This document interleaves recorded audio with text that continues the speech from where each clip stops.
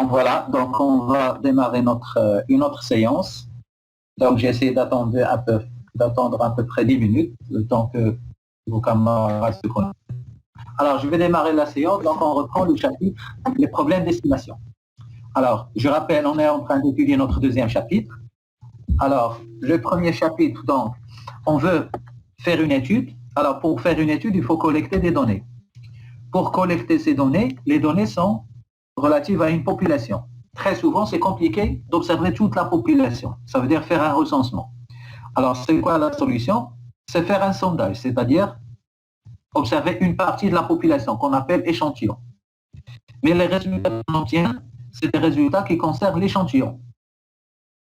Donc, pour que nos résultats soient fiables, il faut bien choisir cet échantillon. C'est ce qu'on appelle la théorie d'échantillonnage. Donc, il faut bien choisir notre échantillon. Alors, dans la théorie d'échantillonnage, on s'est posé une question, combien choisir dans l'échantillon?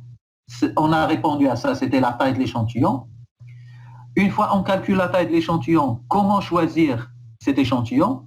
On a répondu à cette question, c'était les méthodes d'échantillonnage. Et enfin, on a dit que le résultat de l'échantillon varie en fonction de l'échantillon. Ça veut dire, si on refait l'étude, l'échantillon change et donc les résultats changent. Donc, ça veut dire les résultats obtenus auprès d'un échantillon sont des résultats qui constituent une variable aléatoire, qui a besoin d'une loi de probabilité, d'une espérance et d'une variance. Alors, c'est ce qu'on appelait distribution d'échantillonnage. Donc ça, c'était le premier chapitre. Alors, le deuxième chapitre qu'on a démarré la semaine dernière, c'est que maintenant, on a des résultats, mais qui concernent l'échantillon. Alors, on a dit que le résultat qui concerne l'échantillon, c'est une variable aléatoire. Mais le paramètre, la réalité de la population, c'est une constante. Alors, on s'est dit comment généraliser ou bien comment extrapoler les résultats obtenus auprès d'un échantillon à l'ensemble de la population. C'est ce qu'on appelle l'estimation. Et je vous ai dit qu'il y a deux types d'estimation. Il y a ce qu'on appelle l'estimation ponctuelle, ça vient de points, ça veut dire on donne une seule valeur, plus une erreur, qu'on appelle erreur standard. Et il y a le deuxième type d'estimation, c'est l'estimation par intervalle de confiance. Donc là, on donne un intervalle. Donc vous savez, un intervalle, ça veut dire qu'il faut donner deux bornes, une borne inférieure, une borne supérieure. Alors on a commencé avec l'estimation ponctuelle. Je rappelle que le paramètre de la population, je l'ai noté θ, c'est une constante. Mais le résultat qu'on obtient à partir d'échantillons, c'est une variable aléatoire. Donc si on prend un échantillon de taille n, on aura des observations, par exemple x1, x2 jusqu'à xn, et une formule, ou bien une fonction de ces observations va nous donner t. Alors ce t, c'est ce qu'on appelle l'estimateur de θ. Donc ça veut dire, le t, je l'ai utilisé en majuscule, ça veut dire que le t est une variable aléatoire, parce que si vous changez l'échantillon, la valeur de t change. Donc cette valeur de t, puisque c'est une variable aléatoire, il peut prendre plusieurs valeurs. Cette valeur, je l'ai notée en minuscule, petit t, constitue une estimation. Donc pour trouver l'estimation, il faut tout d'abord trouver l'estimateur. Donc il faut trouver un bon estimateur. Alors pour qu'un estimateur soit bon, il doit posséder les qualités suivantes. J'ai dit la première qualité, il doit être non biaisé, ça veut dire son espérance, l'espérance de t va nous donner la réalité, θ. Il doit être de variance minimale. Qu'est-ce que ça veut dire de variance minimale? Ça veut dire si l'échantillon change, le t change très peu, ça veut dire sa variance est très petite, elle est minimale. Alors pour vérifier ça, il faut calculer V de t et il faut calculer V min. Voici la formule de V min. Si on trouve qu'il y a égalité, donc on va dire qu'il est de variance minimale. Et on a dit s'il possède les deux propriétés, il est non biaisé et en même temps il est de variance minimale, on dit qu'il est efficace. Troisième qualité, donc il faut que ce soit un estimateur convergent. Qu'est-ce que ça veut dire convergent? Ça veut dire plus la taille de l'échantillon tend vers l'infini. Qu'est-ce que ça veut dire la taille de l'échantillon tend vers l'infini? Ça veut dire que je m'approche de toute la population. Alors si je m'approche de toute la population, la variance doit tendre vers 0. Lorsque j'arrive à toute la population, je vais trouver une valeur. Quelqu'un d'autre fait la même chose que moi. Il prend toute la population. Il va trouver la même valeur que moi. Donc la variance va tendre vers 0. Alors, lorsqu'on a aussi cette propriété de convergence, on dit que l'estimateur est consistant. Alors, vous avez remarqué que la première qualité la plus importante, c'est qu'il doit être non biaisé. S'il est biaisé, on arrête. On ne va pas chercher les autres qualités parce qu'on ne peut pas le retenir. Maintenant, s'il est biaisé, on peut retenir un estimateur non biaisé. Mais il peut être aussi efficace, tant mieux, et il peut être aussi consistant, c'est encore mieux. Alors la question, comment trouver cet estimateur qui possède ces qualités? Alors pour trouver cet estimateur qui possède ces qualités, donc, on a dit que T c'est une variable aléatoire, donc il possède une loi de probabilité. Cette loi de probabilité, c'est soit P de X si vous avez une loi discrète, soit une fonction de densité f de X si c'est une loi continue. Après, on détermine une fonction qu'on appelle fonction de vraisemblance.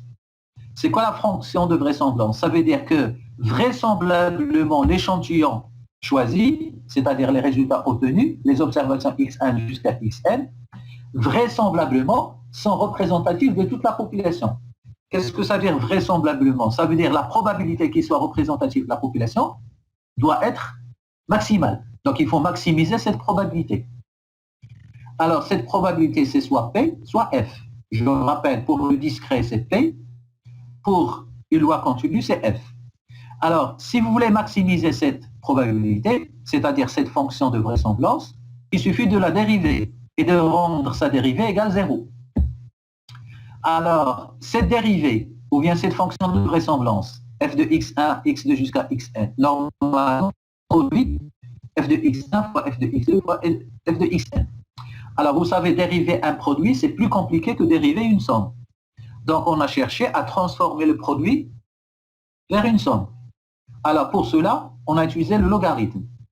Parce que le logarithme de n va devenir sigma des logarithmes, va devenir une somme. Donc finalement, si on veut un estimateur du maximum de vraisemblance, première chose, il faut calculer la fonction de vraisemblance, après chercher son logarithme, après la dérivée par rapport à θ égale à 0. Et ça va nous donner, le résultat de cette dérivée va nous donner l'estimateur du maximum de vraisemblance. Donc c'est ça ce qu'on appelle l'estimateur de maximum de vraisemblance. La semaine dernière, on l'a appliqué, on a fait une première application. C'est quoi?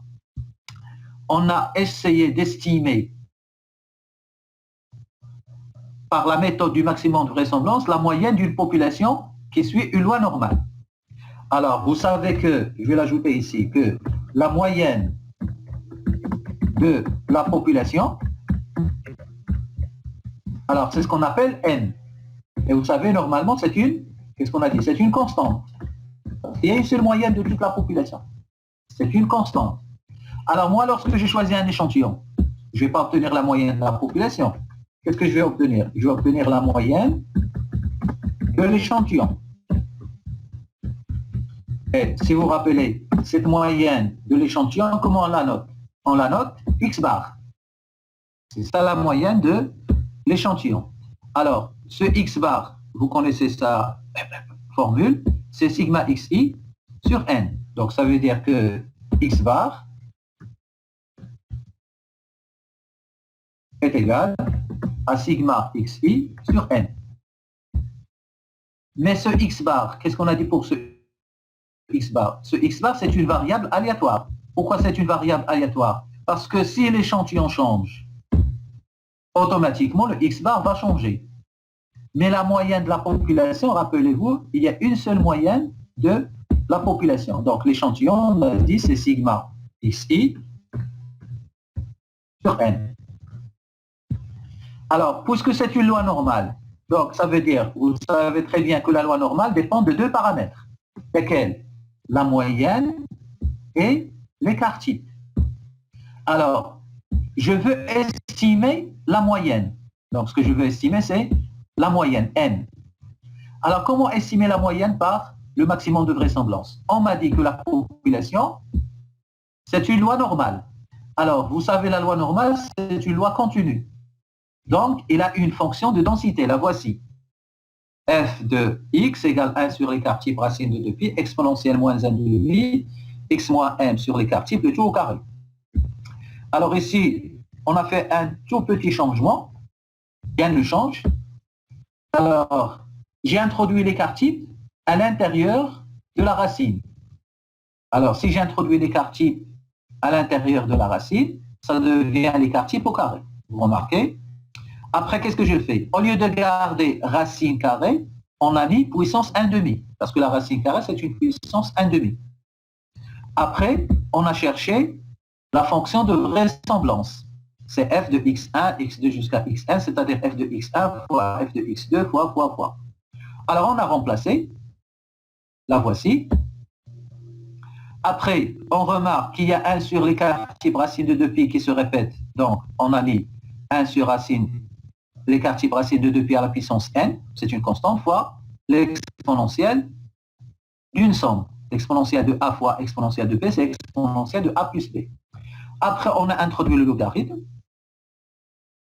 Après le logarithme, on a fait la dérivée égale 0. En faisant la dérivée égale 0, on a trouvé ça. Et en développant, on a trouvé que m égale x bar. Alors, ça veut dire on a trouvé que la moyenne de l'échantillon est un estimateur du maximum de vraisemblance de la moyenne m d'une population normale. Alors, ce x bar, est-ce qu'il est d'une bonne qualité? Il faut vérifier les 3 qualités. Donc, le biais, il faut vérifier est-ce que e de x bar égale m. Bien sûr, ça, on l'a déjà démontré. On sait très bien que e de x bar est égal à m. Donc, on a trouvé qu'il est non biaisé. Voilà, donc c'est un estimateur du maximum de vraisemblance non biaisé. Est-ce qu'il est de variance minimale? Alors, il faut calculer Vmin. Pour calculer Vmin, on a appliqué tout simplement la formule. Alors, pour appliquer cette formule, on l'a fait de façon un petit peu détaillée. Alors, j'ai f de x, la voici. Après, on a mis log de f de x, on a trouvé ça. Après, on a dérivé par rapport à m. Donc, on a trouvé ça. Après, on a pris l'espérance de la dérivée au carré. On a trouvé ça. Ça. Et après, lorsqu'on a remplacé dans la formule de Vmin, on a trouvé sigma carré sur n. On a calculé v de x bar, qu'on avait déjà démontré la dernière fois, mais j'ai refait la démonstration. On a trouvé la même chose. Alors, qu'est-ce que ça veut dire? Ça veut dire qu'on a trouvé que V de x bar était égal à Vmin. Ça veut dire qu'on a trouvé que x bar est un estimateur de maximum de vraisemblance. On a trouvé qu'il est non biaisé. Et on a trouvé qu'il est de variance minimale. Donc, on peut dire qu'il est efficace. Voilà. Après, on a cherché la convergence. Donc, la convergence, il faut vérifier aussi la formule. C'est quoi la formule? C'est la limite de V de x bar lorsque n tend vers l'infini doit être égal à 0. Alors, nous, on a calculé V de x bar, c'est sigma carré sur n. Donc, sa limite, vous la voyez, la limite de sigma carré sur n lorsque n tend vers l'infini, c'est 0. Donc, il est consistant. Alors, je vais faire une deuxième application. Et ça va être la même chose. Alors, c'est quoi la deuxième application? Je cherche à estimer par... Oui? Monsieur, j'ai une question à faire probablement. Bien sûr, oui. Monsieur Adnan, c'est lorsqu'on a fait le dérivé de log de LM, Oui. عطاتنا 0 moins 1 sur 2 sigma au carré. Alors, la variance. علاش السد حيدنا la variance? On a pris en considération x moins m égale à 0 et on a éliminé la variance. Alors, là, je remonte. Voici, vous parlez de la dérivée égale 0. Oui, monsieur. Alors, je remonte vers la dérivée égale 0. Avant l'application, monsieur, lorsqu'on a démontré que le dérivé de log ln. Alors, est-ce que vous parlez ici? Voilà. Oui, monsieur, oui. Voilà, d'accord. Regarde bien. On est arrivé à ça égale 0, n'est-ce pas? Oui, monsieur. Alors, si je vous dis A fois X égale 0, qu'est-ce que vous allez me dire? A, c'est une constante. AX égale 0. Vous allez me dire X égale 0. Oui, monsieur. Donc, on dit l'H A. C'est une constante. C'est bon? Donc, 1 sur 2 écarté au carré, c'est une constante. 2, c'est une constante, moins 1, c'est une constante. Donc, quelque chose, une constante fois sigma x i moins n égale 0, il y a sigma x i moins n égale 0. Donc, la variance égale 0, je me... Là, mais la variance égale 0. La variance est différente de 0. Regarde. Regarde. Apprenez la solution de cette équation. 3x égale 0.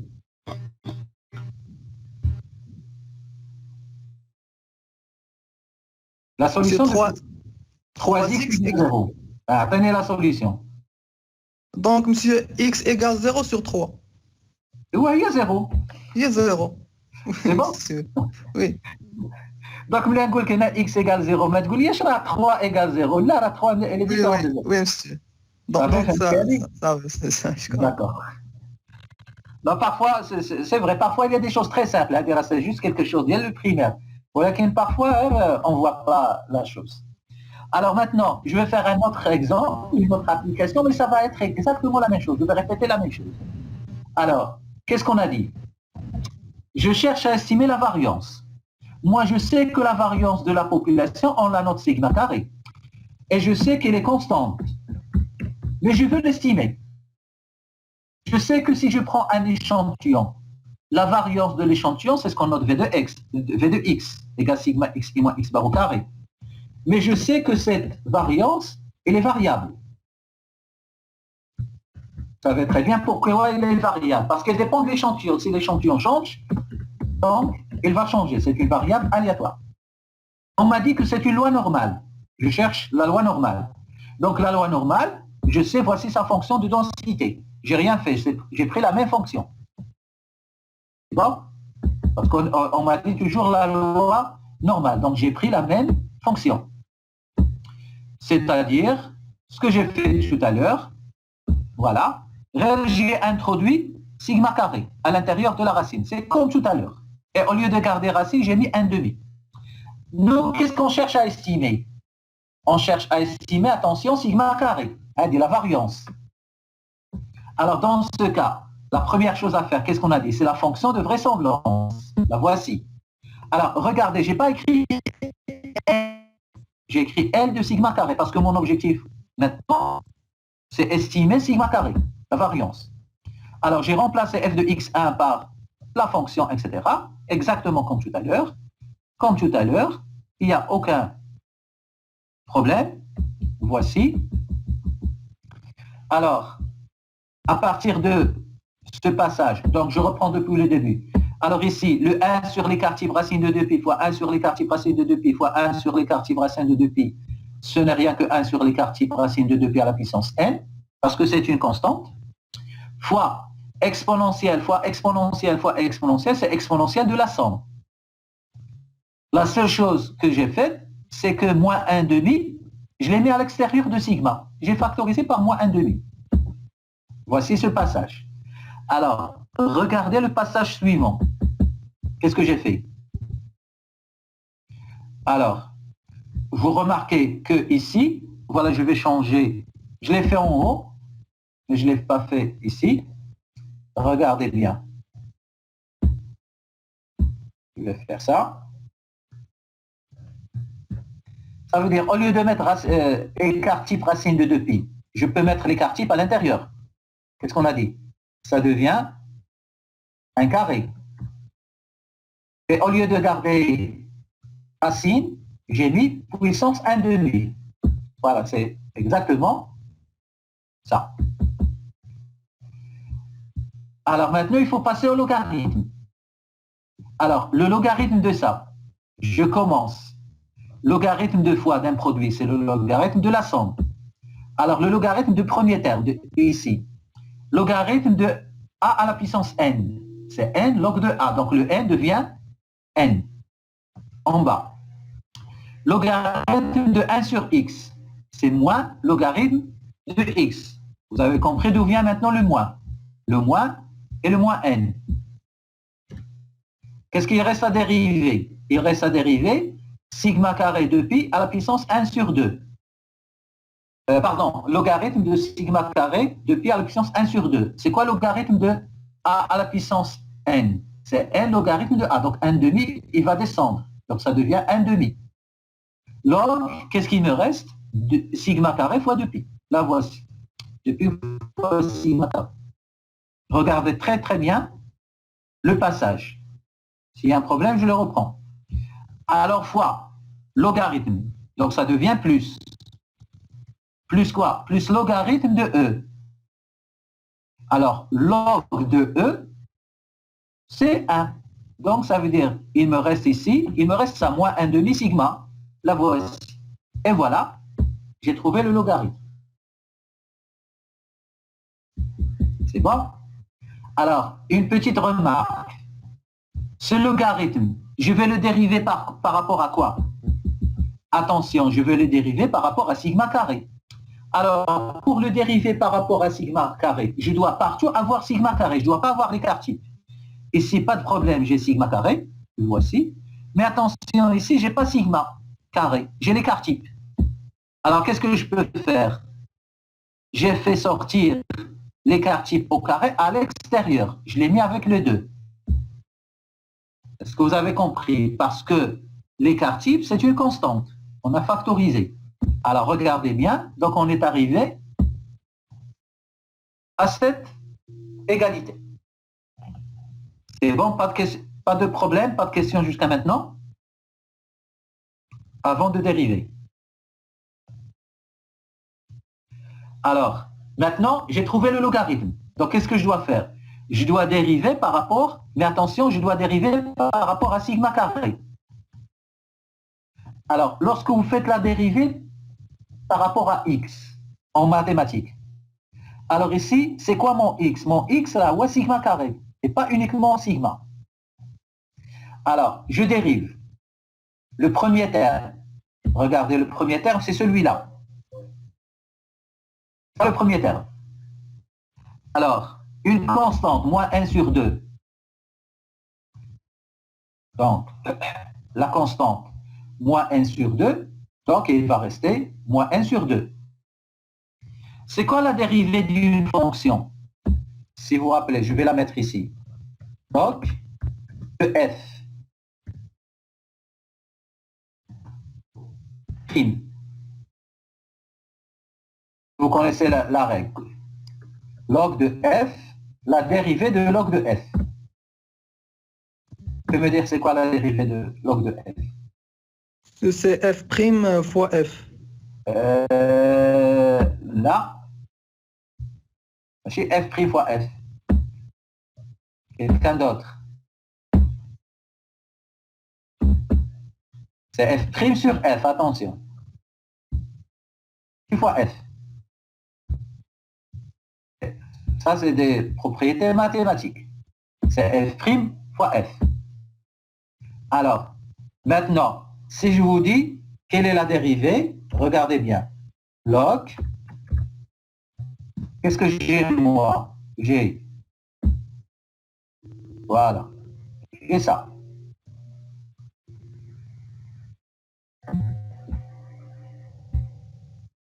Voilà. Alors, prime.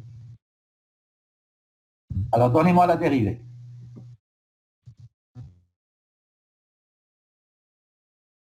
Alors, 2pi sigma carré. C'est quoi f'? Qui peut me dire f'?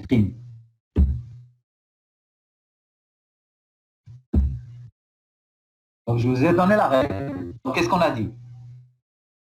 On a dit f', f. Qu'est-ce que ça veut dire f', f?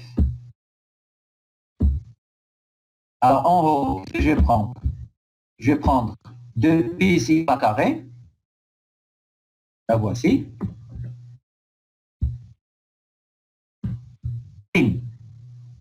Yeah. C'est bon.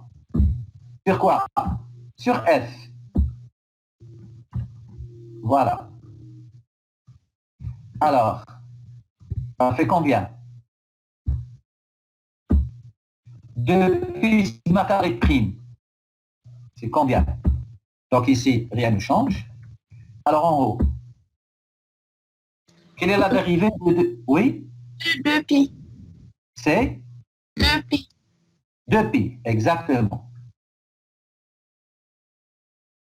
Bon, ça fait 2pi.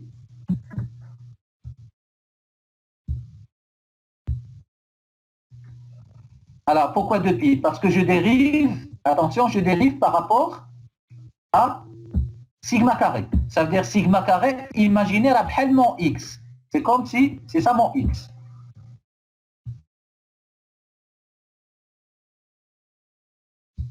Alors, je reprends.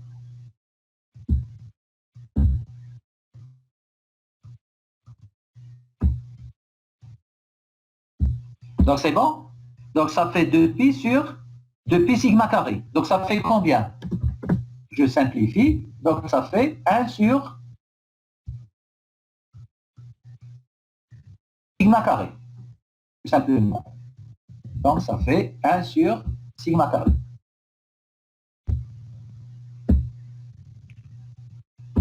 Donc 1 sur sigma carré.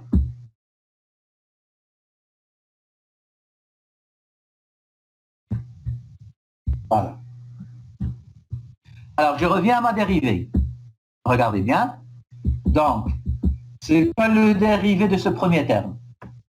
C'est moins 1 sur 2, qui est une constante, et la dérivée de log de pi sigma carré, on a trouvé que c'est 1 sur sigma carré. Donc ça veut dire, ça fait combien? Ça fait moins n sur 2 fois l'écart type au carré. Donc voilà, j'ai terminé le premier terme. C'est clair? Donc j'essaie d'aller tout doucement pour bien comprendre la dérivée. Alors maintenant, le deuxième terme, il est là. Regardez bien. Le deuxième terme, c'est ça. Alors, si je veux la dérivée de ça, regardez, par rapport à sigma carré, qu'est-ce qui reste comme constante? Il y a moins 1 sur 2, sigma x et moins n au carré. Ça va rester toute seule. C'est bon? Moins 1 sur 2, sigma x et moins m au carré. Donc, qu'est-ce que je dois dériver? Je dois dériver 1 sur l'écart type au carré. Donc, je dois chercher la dérivée de 1 sur l'écart type au carré. Donc, c'est ça ce que je dois chercher. Alors, une parenthèse, rapport 1 sur l'écart type au carré.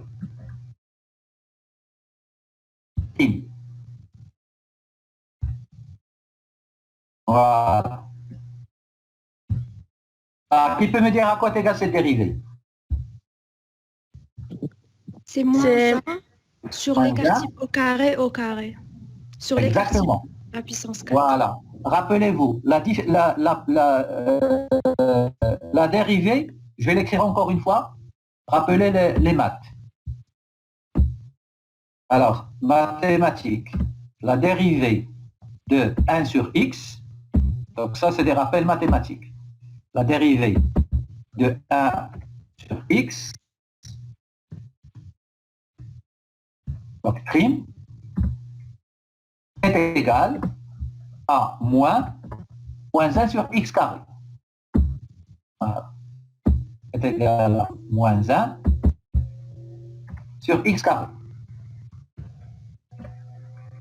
Alors, regardez-moi maintenant, ma fonction. La dérivée de 1 sur l'écart type au carré est égale. Donc, sachant, c'est quoi mon x ici? Moi, c'est quoi mon x? C'est sigma carré. Donc, ça va être moins 1. Alors, moins 1 sur l'écart type au carré. C'est-à-dire l'écart type à la puissance 4. Donc, il y a carré, il y a 2 fois le carré. Donc, ça va me donner, alors, l'écart type, là, à la puissance 4. Donc, cette partie, il faut faire attention, il y a un peu de maths, mais c'est des mathématiques très simples, les dérivées que vous connaissez. Alors maintenant, c'est quoi ma dérivée? Voilà, Donc, le premier terme, c'est fini, moins 1 sur 2, l'écart type au carré. Alors, moins 1 sur 2, ça ne va pas changer, il est là. Sigma xi moins m au carré, ça ne va pas changer. Et 1 sur sigma i carré, sa dérivée, c'est moins. Donc, le moins devient plus 1 sur l'écart type à la puissance 4. Et voilà, on a trouvé la dérivée. Alors, après la dérivée, qu'est-ce qu'on fait? On met la dérivée égale 0. Donc, l'estimation du maximum de vraisemblance de la variance de la population est telle que cette dérivée égale 0. Alors, j'ai rien fait, j'ai mis dérivée égale 0. Alors, cette dérivée égale 0, qu'est-ce qu'on fait? On réduit au même dénominateur. C'est quoi le dénominateur commun? C'est 2, l'écart type à la puissance 4. Donc, qu'est-ce qu'il faut faire ici? Il faut multiplier par 2 l'écart type au carré pour que ça devienne 4. Donc, ça fait en haut moins n l'écart type au carré. Plus la même chose. Mais je n'ai pas mis le dénominateur parce que x sur 4 égale 0, ça veut dire x égale 0. Donc, je n'ai pas besoin du dénominateur. Donc, vous m'arrêtez s'il y a un problème. Donc, voilà. Finalement, qu'est-ce qu'on a trouvé? À quoi est égal sigma carré? Est égal à sigma xi moins m au carré sur n. Sigma xi moins m au carré sur n. Mais, à quoi est égal n? Si je veux le n.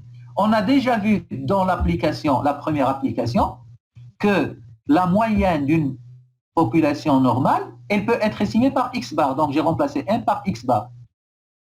Qu'est-ce qu'on a trouvé? Ça fait v de x. On retrouve la variance de l'échantillon. C'est bon? Alors, qu'est-ce que ça veut dire? Je vais écrire une phrase ici. Qu'est-ce que ça veut dire?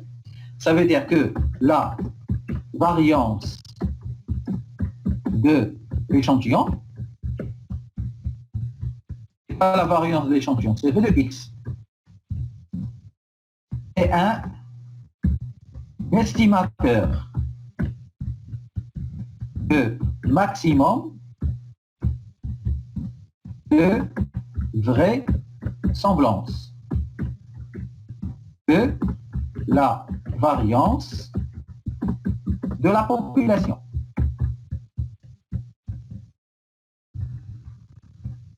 C'est bon? Donc, on a trouvé que si une population est normale, la variance de l'échantillon est un estimateur de maximum de vraisemblance de la variance de la population. Donc, bien sûr, la variance de la population, vous la connaissez, c'est sigma carré. Qu'est-ce que j'ai écrit? Voilà.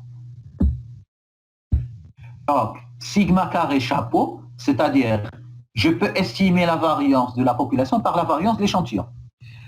Maintenant, est-ce que c'est un bon estimateur?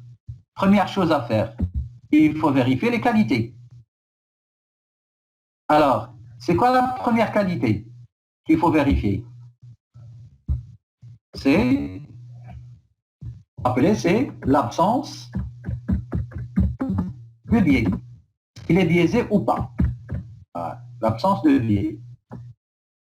Alors, pour qu'il ne soit pas biaisé, qu'est-ce qu'il faut? Pour qu'il ne soit pas biaisé. Vous vous rappelez, c'est quoi non biaisé? C'est E de P égale θ. Ça veut dire qu'est-ce qu'il faut? Il faut que E de V de X, ça doit être égal à combien? E de V de X. Pour qu'il ne soit pas biaisé. Normalement, ça doit être égal à sigma carré. La variance. La variance. Si je trouve ça, donc il est non biaisé. Je répète, si je trouve ça, il est non biaisé. Voilà. Donc attention, cette égalité, je vais mettre un point d'interrogation, parce que c'est ce qu'il faut vérifier. Or, on a déjà démontré dans le chapitre précédent que E de V de X est égal à ça. Vous vous rappelez? J'ai fait même un tableau sur les distributions d'échantillonnage. Alors, qu'est-ce que ça veut dire? Que ça veut dire que E de V de X n'est pas égal. Elle est différente. Donc ici, j'ai un problème. E de X n'est pas égal. Elle est différente. Donc je cherche, c'est différent. Alors, qu'est-ce que ça veut dire, c'est différent? Ça veut dire que V de X est un estimateur biaisé de la variance sigma carré de la population. D'accord? Donc, est-ce que je vais garder cet estimateur? Non, c'est un mauvais estimateur. Parce qu'il est biaisé. Donc, je répète, la variance de l'échantillon, c'est-à-dire V de X, est un estimateur biaisé de la variance sigma carré de la population. Puisqu'on a démontré ça, puisqu'on a démontré que c'est différent. Alors finalement, je ne peux pas retenir V de X. Alors qu'est-ce qu'on a fait pour éliminer ce biais? Pour éliminer ce biais. Alors pour éliminer ce biais, qu'est-ce qu'on a dit? On a dit, il suffit, au lieu de prendre V de X, il suffit de multiplier V de X par N fois N moins 1. Vous avez compris? Ça veut dire, au lieu de prendre, on remplace V de X par... Donc on fait un changement. C'est quoi ce changement? Il suffit de multiplier V de X par N fois N moins 1. Alors N fois N moins 1, ça donne quoi? Ça donne N fois V de X.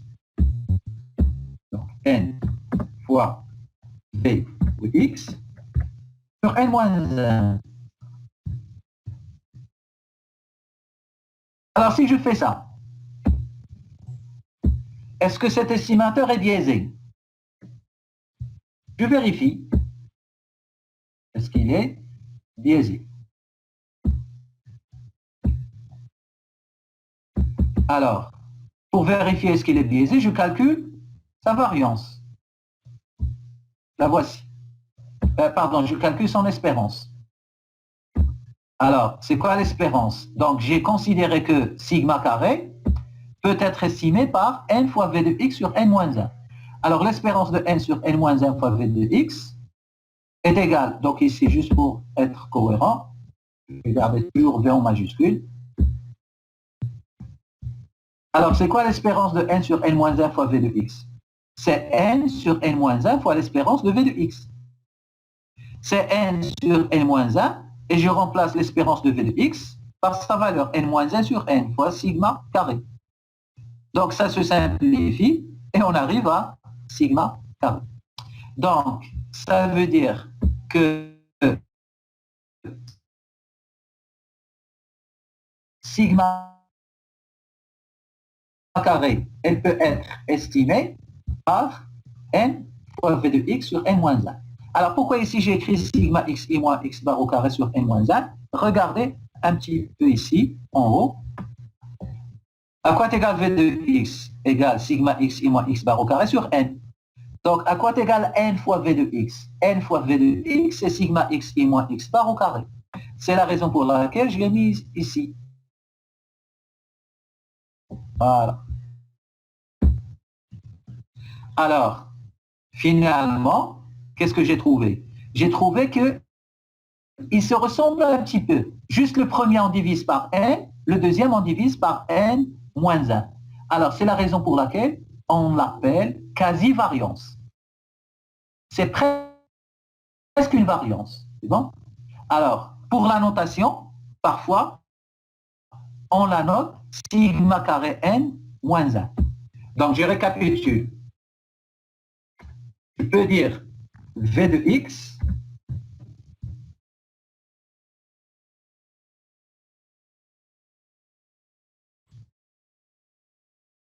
qui est égal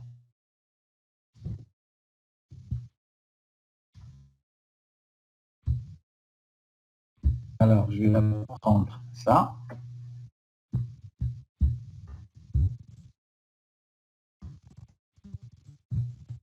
alors v de x égale ça divisé par n. Ça c'est quoi? Ça c'est la variance de l'échantillon. Alors, si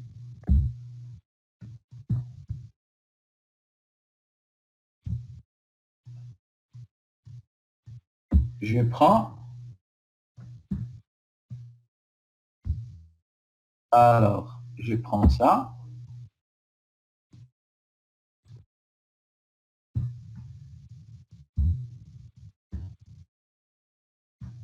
Alors, ça, c'est quoi?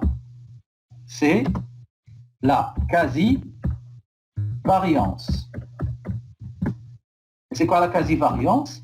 C'est la variance estimée de la population. Alors, en fin de compte, au lieu de prendre, si vous voulez estimer la variance de la population, ne prenez pas la variance de l'échantillon, prenez la quasi-variance, c'est la variance estimée de la population. C'est clair? Alors, pour la notation, parfois, je répète juste pour la notation, parfois, vous remarquez la variance, on divise par n. Et la covariance et la quasi-variance on divise par n-1. C'est la raison pour laquelle, lorsque vous trouvez ça, lorsque vous trouvez ce symbole, qu'est-ce que ça veut dire indice n? Ça veut dire on divise par n. Vous allez comprendre que c'est la variance de l'échantillon. Voilà. Par contre, si vous trouvez indice n-1, donc on l'écrit, on le note aussi comme ça. Si vous trouvez n-1, c'est la variance de l'échantillon, mais c'est la variance estimée de la population, c'est-à-dire quasi-variance.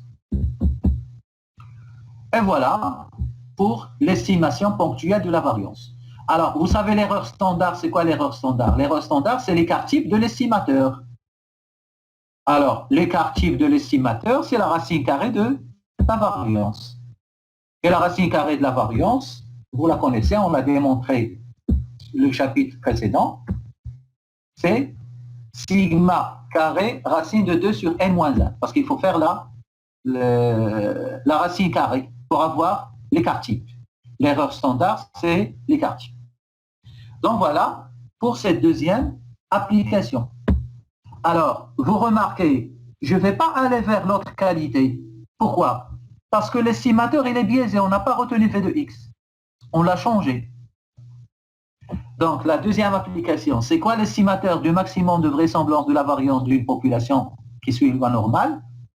Alors, l'estimateur du maximum de vraisemblance, ce n'est pas la variance de l'échantillon V de X, mais c'est la quasi-variance qui est égale à n fois V de X sur n-1. Alors, je vais prendre une troisième application pour faire plus d'exemples. Alors, une troisième application, application 3, je vais chercher l'estimateur de maximum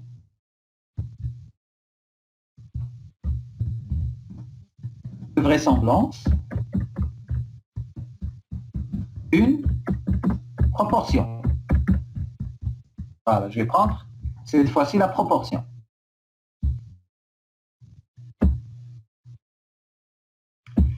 Alors, si je prends la proportion, quelle est la différence par rapport à la moyenne? Alors, la différence par rapport à la moyenne, c'est que je travaille avec du qualitatif. C'est ça? Une proportion.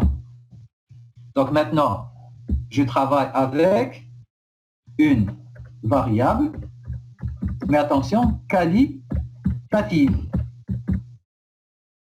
Qu'est-ce que ça veut dire qualitative? Ça veut dire j'aurai succès, échec. Vous vous rappelez de ça? Soit succès, soit échec.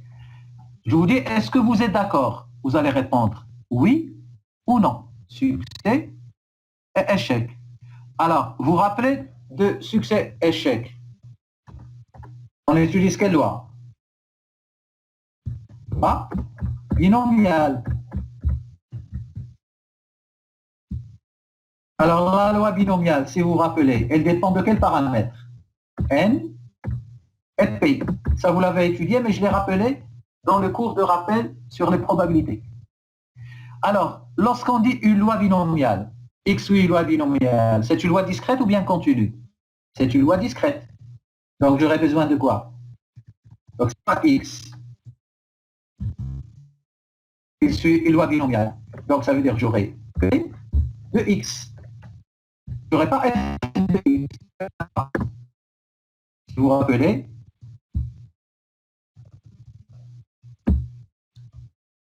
est-ce que vous vous rappelez de la forme de P de X pour une loi binomiale?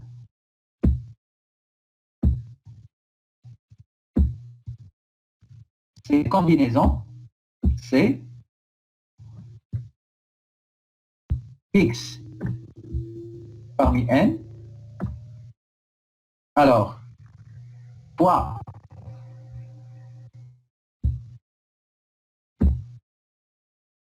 P à la puissance X, donc P à la puissance X, après fois quoi?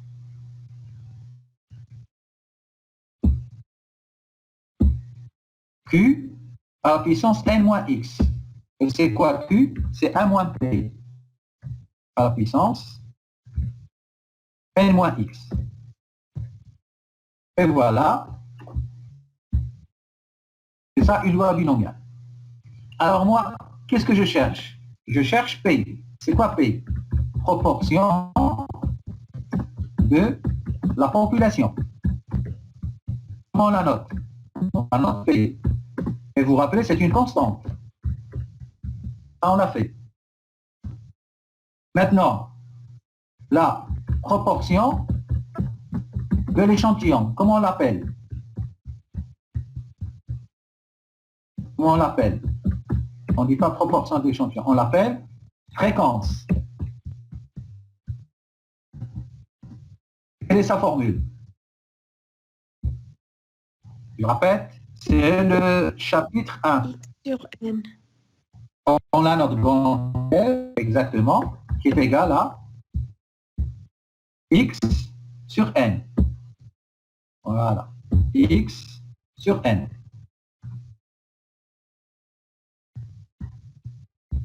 Ah. Alors, si vous vous rappelez, F égale X sur N, c'est pas une constante, parce que c'est l'échantillon. Si je change l'échantillon, ça va changer. Donc, qu'est-ce qu'on a dit? C'est une variable aléatoire. Donc, variable aléatoire. Ça, c'est juste, je rappelle, variable aléatoire.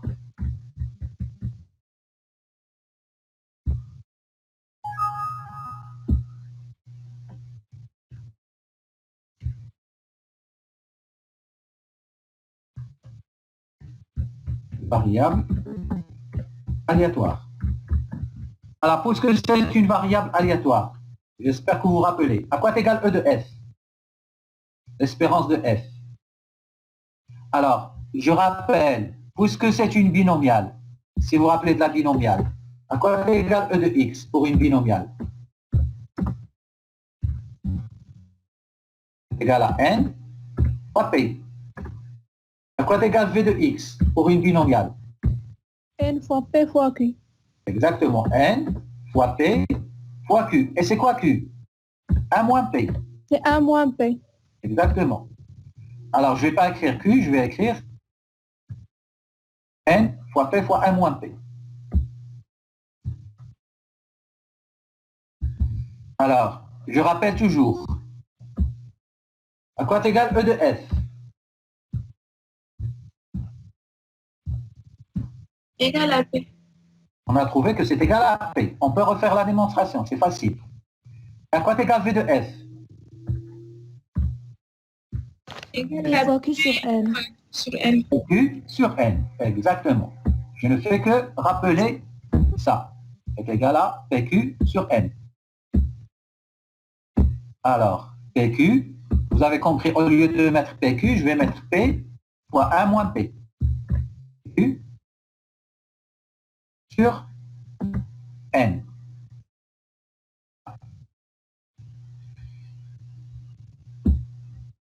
Alors maintenant, je cherche l'estimateur. Alors, première chose, qu'est-ce que je prends? La fonction de vraisemblance. Alors, c'est quoi la fonction de vraisemblance? L de P. Attention, je cherche à estimer P. Lorsque j'avais la moyenne, regardez, j'écris L de N. Donc, de façon générale, je vais aller de façon générale, qu'est-ce qu'on a dit? De façon générale, on écrit L de θ. L de θ. Ici, c'est L de P. Après, qu'est-ce que je prends? Le logarithme. Alors, tout d'abord, L de P. L de P, je la reprends. C'est ça.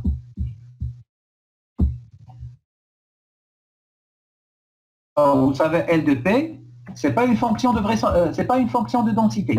Parce que la loi binomiale, c'est une loi discrète. Après, qu'est-ce qu'il faut faire? Log de quoi? De L de P. Alors, c'est-à-dire log de tout ça.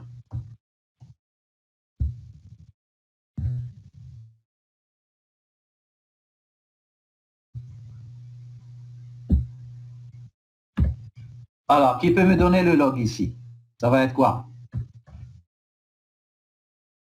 Log de Cxn plus x log P plus n moins x fois log fois 1 moins P.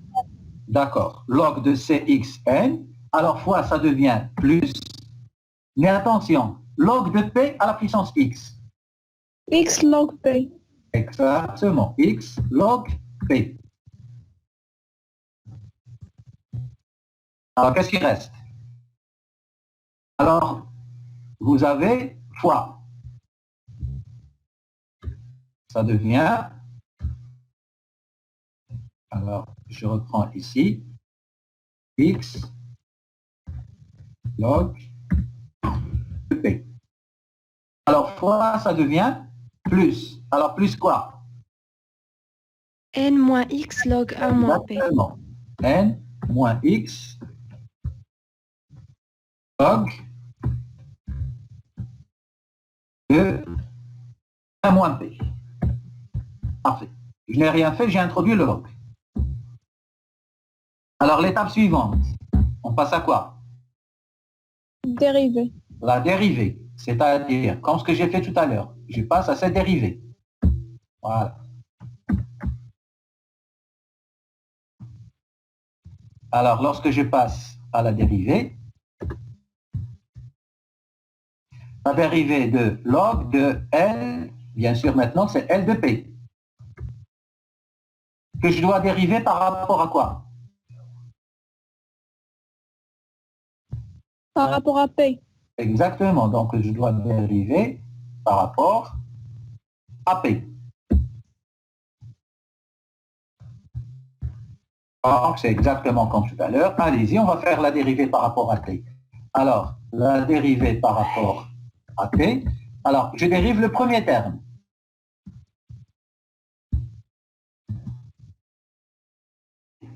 Ça donne quoi, le premier terme? Regardez bien. Est-ce qu'il y a un P sur le premier terme? C'est 0. C'est 0, il n'y a rien. Voilà. Le deuxième terme, c'est X. Et quelle est la dérivée de log de P? 1 sur P. 1 sur P. Donc, ça fait X sur P. Parfait. Plus. Alors, N moins X log de 1 moins P. Quelle est la dérivée de log de 1 moins P? Ça fait N moins X sur moins fois moins 1 sur P. Exactement. Donc, ça veut dire le N moins X, ça ne change pas. Donc, c'est N moins X Et la dérivée de 1 moins P, c'est moins 1 sur 1 moins P. Donc ça veut dire ce plus, il devient moins. Voilà. Et je trouve 1 moins P. Parce que la dérivée de 1 moins P, c'est moins 1 sur 1 moins P. Parce qu'il y a moins. La dérivée de F, c'est F' sur F. C'est bon? Alors tout ça égale 0. Parfait. Alors maintenant, je cherche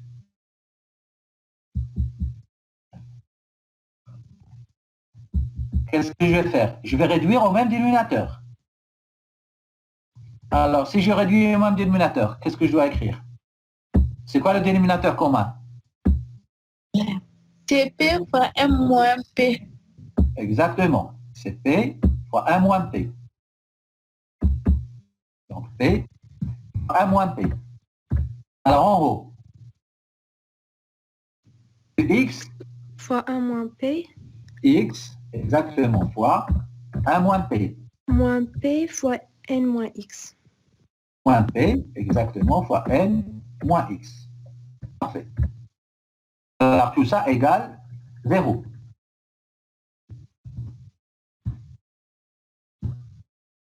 Voilà. Alors après, bien sûr, égal à 0, je ne vais pas écrire le dénominateur. X sur A égale 0, donc X égale 0. Donc qu'est-ce qui me reste? Alors X moins X fois P, c'est bon?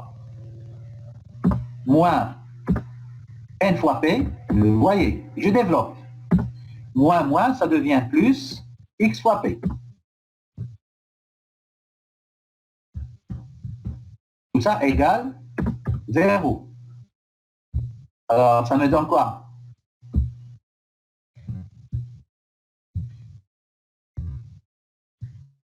Alors, moins XP plus XP, ça donne 0. Alors, qu'est-ce qu'il reste? Il reste X moins NP égale 0.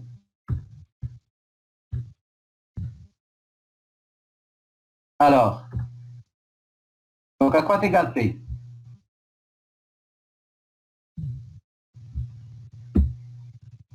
X sur N. Exactement. P égale X sur N. Et c'est quoi X sur N? C'est F. Exactement. Fréquence. C'est fréquence. C'est fréquence.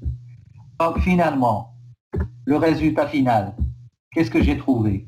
J'ai trouvé que je peux estimer le P, donc ça veut dire P chapeau, est estimé par quoi? Par F. Et voilà ce que j'ai trouvé. Alors, P chapeau peut être estimé par F. C'est quoi F? On a dit c'est l'échantillon. Donc finalement, qu'est-ce que je vais dire? Je vais dire que la fréquence de l'échantillon, la fréquence de l'échantillon, c'est-à-dire F, est un estimateur de maximum de vraisemblance de la proportion de la population, c'est-à-dire le P, parce que la proportion de la population, c'est le P. Alors voilà, c'est le troisième exemple. Et vous remarquez, on fait toujours la même chose, la même démarche. Alors maintenant, ce F, est-ce qu'on va le garder ou pas? Qu'est-ce qu'il faut vérifier? Il faut vérifier ses qualités. Est-ce qu'il est d'une bonne qualité? Alors, pour vérifier les qualités, c'est quoi la première qualité? Petit a, c'est l'absence de biais. Alors, pour qu'il ne soit pas non biaisé, qu'est-ce qu'il faut? La définition. E de F, ça doit être égal à combien? Égal à P. P. Et ça, on le sait, on l'a démontré. Donc, E de F, on sait que c'est égal à P. C'est bon? Donc, qu'est-ce qu'on a montré finalement? E de f égale à p. Donc, qu'est-ce que je peux dire? Alors, E de f égale à p. Je vais reprendre la même phrase.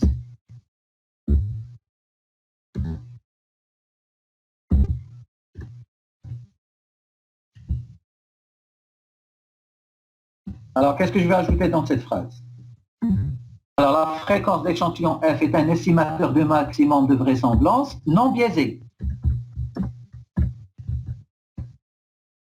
Donc, c'est une bonne chose. Donc, je le garde. Maintenant, je continue. Qu'est-ce que je cherche? Est-ce qu'il est de variance minimale?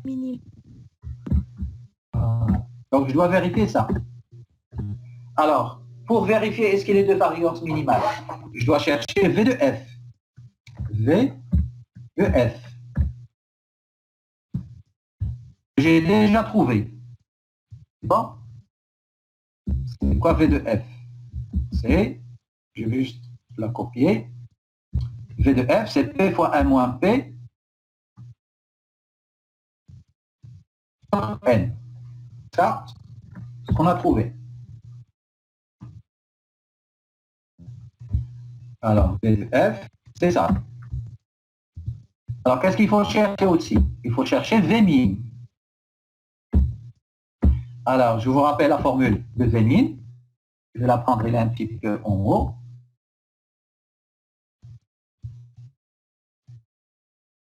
La voici.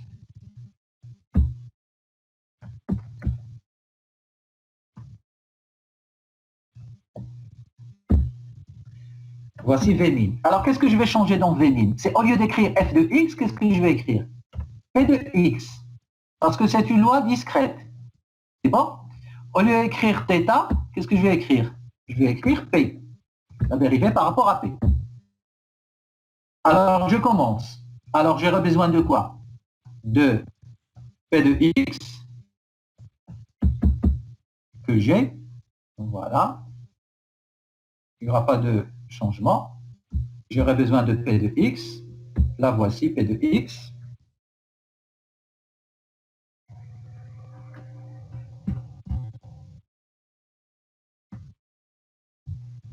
Donc la voici. Après, j'aurai besoin de log de P de X. Log de P de X, qu'on a déjà fait. Elle est là.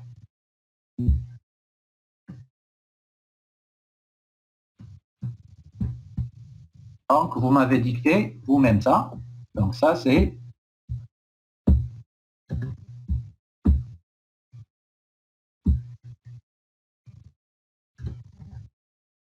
log de P de X égale à ça. Bon, donc on a P de X, log, etc. Alors, j'ai trouvé log. Maintenant, qu'est-ce qu'il faut chercher? La dérivée du log de P de X par rapport à P. Donc, je calcule petit à petit jusqu'à arriver. Alors, la dérivée, alors qu'on a déjà calculé. C'est égal, je pense, à ça.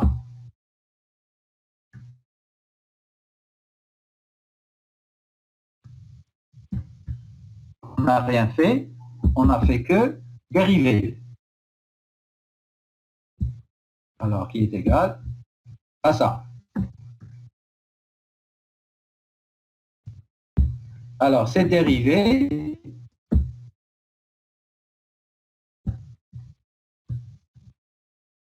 alors, qui est égal, donc qu'est-ce qu'on a fait? Il faut réduire au même dénominateur. Alors, on réduit au même dénominateur, ça nous donne ça.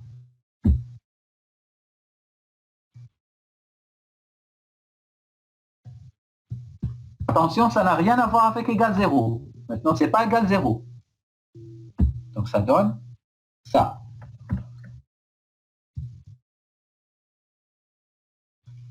Alors, après, on développe le numérateur.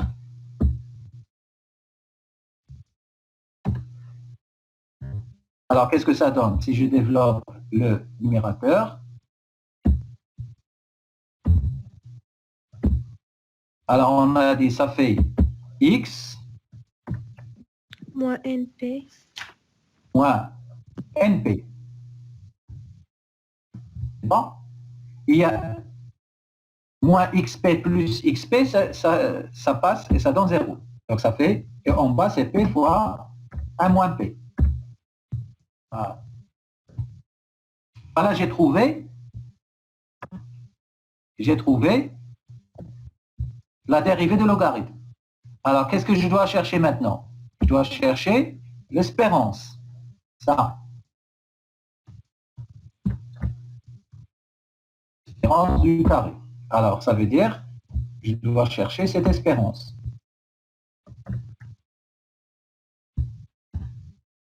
Alors, je remplace égale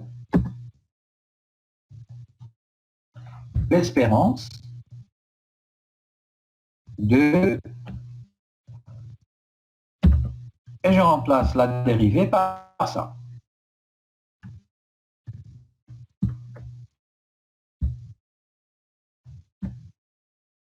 Bon. Mais avec, on m'a dit, avec un... Et voilà, l'espérance de tout ça au carré.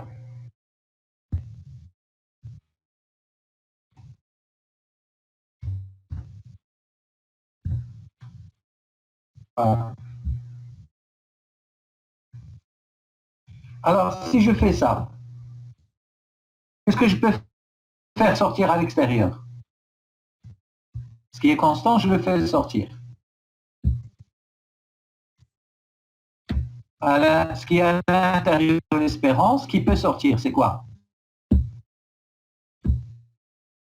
1 sur p carré fois 1 moins p carré. Est-ce que vous le voyez? Bon. Alors, qu'est-ce qu'il reste à l'intérieur de l'espérance? Alors, il me reste donc fois, qu'est-ce qui reste à l'intérieur? L'espérance de quoi? De X moins NP au carré. Exactement. De x. Alors, je vais faire un petit changement. Moins, c'est quoi NP? Espérance. Exactement. C'est P de x. Bon. Alors, au carré. J'espère que vous avez vu ce que je viens de faire. Voilà. Alors, si je prends cette espérance, ça c'est ce que vous avez vu l'année dernière. Cette espérance. Ça c'est quoi? La variance. Exactement. Ça, c'est V de x. À quoi est égal V de x? Qu'est-ce qu'on a dit?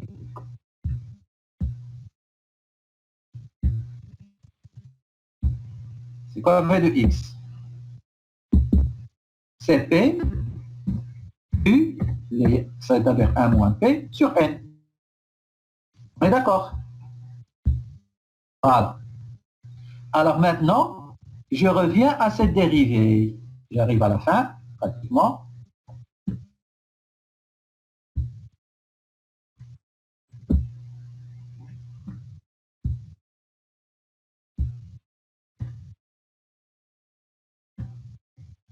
Alors, qu'est-ce que je trouve?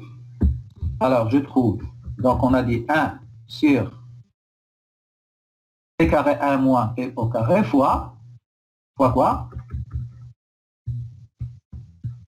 Fois p fois 1 moins p sur n. Et voilà.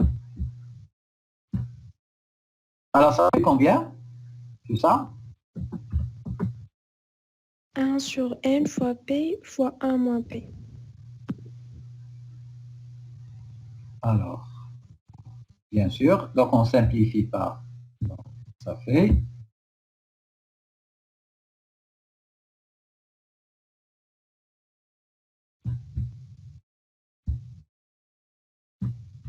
on va simplifier par P fois 1 moins P. Il reste P sans le carré.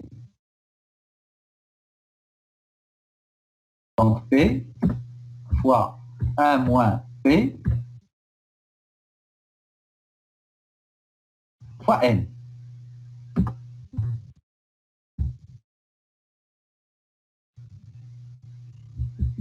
Alors,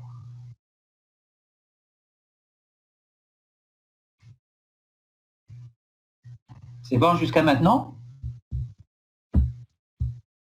Voilà, on a trouvé l'espérance du carré. Alors maintenant, qu'est-ce qu'il reste? Il reste V min.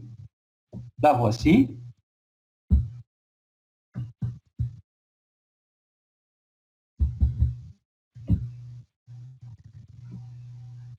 Alors en fin de compte, à quoi est égal V min?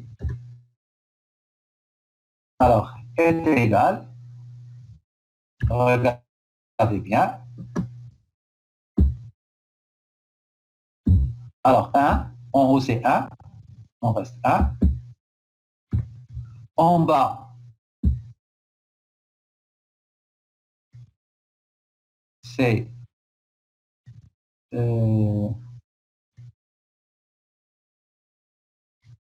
N fois,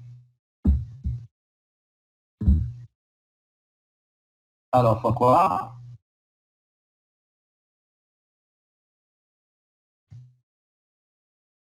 Un sur N fois P fois 1 moins P.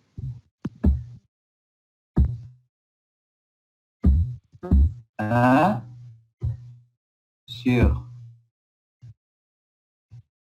P fois 1 moins P. Alors, je pense qu'il y a une petite erreur quelque part. Je ne suis pas trompé. Alors, logarithme, pas de problème. Donc, x sur P, moins n moins x sur 1 moins P, pas de problème. Alors, x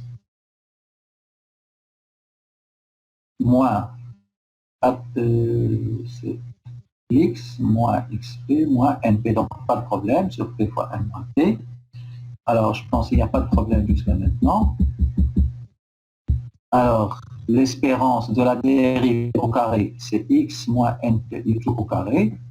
Donc, c'est, je fais sortir p carré 1 moins p au carré. Et ça donne, il reste x moins np au carré. Il n'y a pas de problème. Donc, ça donne p carré fois pq n.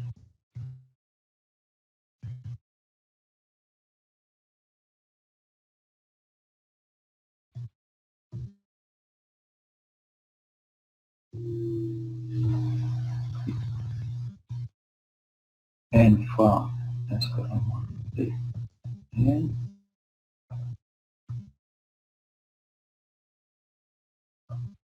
N.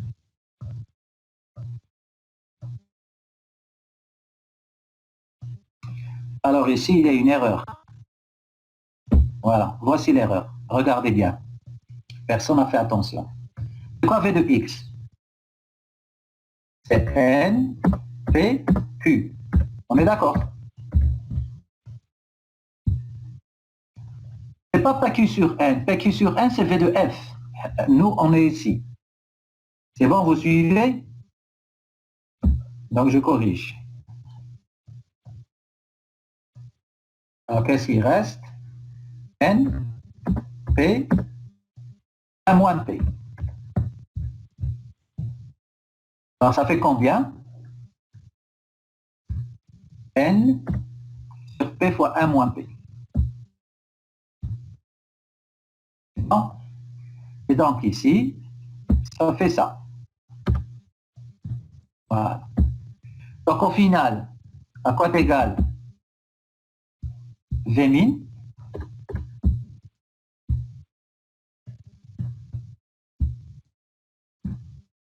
à quoi est égal V min.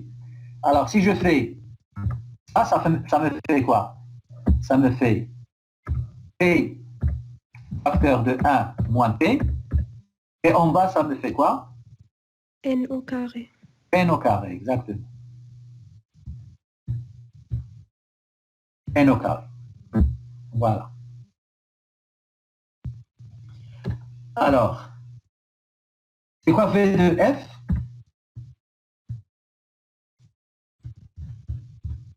C'est ce qu'on a tout à l'heure.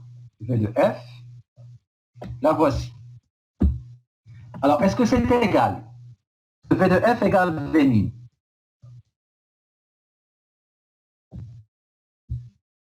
Regardez bien, est-ce que V de F égale V min? Bien sûr, non. C'est pas égal.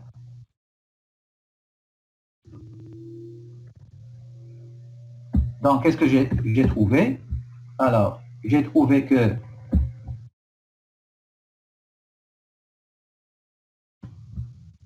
V min est différent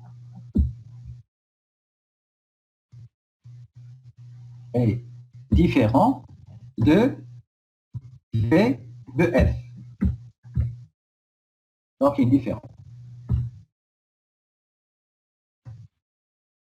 Alors, est-ce qu'il est de variance minimale? Donc, il n'est pas de variance minimale. Alors, s'il n'est pas de variance minimale, quelle est la phrase qu'on va écrire? La phrase tout à l'heure. Voilà.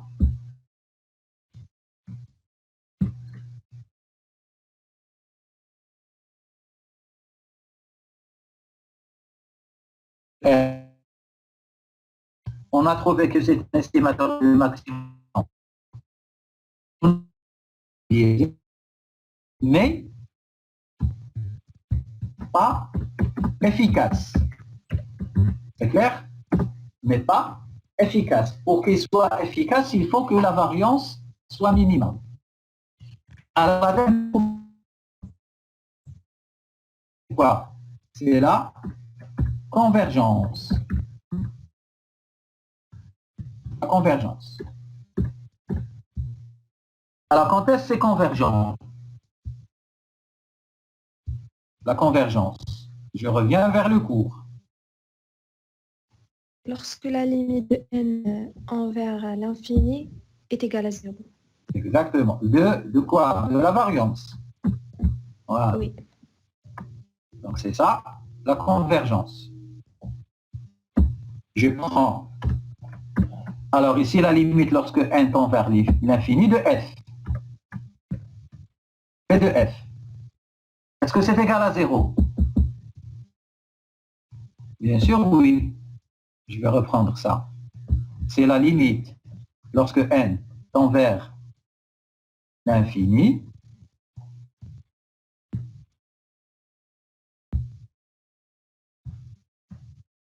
de quoi? De V de f. Et c'est quoi V de f? C'est P fois 1 moins P sur n. Et ça,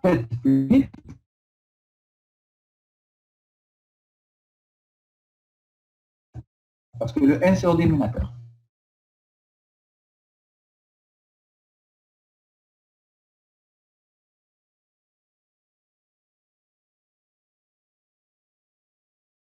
Sont aisés, mais pas efficaces et convergents. Donc, s'il est convergent, qu'est-ce qu'on va dire? Donc, consistant. Rappelez-vous. Donc, consistant.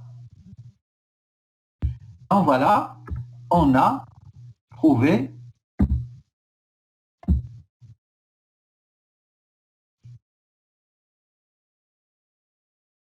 l'estimateur de la proportion. Donc voilà, ici exprès, j'ai pris plusieurs exemples de la partie maximum de vraisemblance. Donc maximum de vraisemblance, c'est une partie qui est très très très importante. C'est vrai qu'il y a beaucoup de mathématiques ici. Alors c'est bon.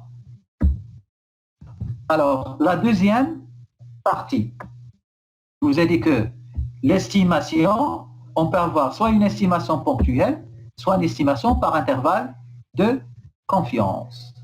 Voilà.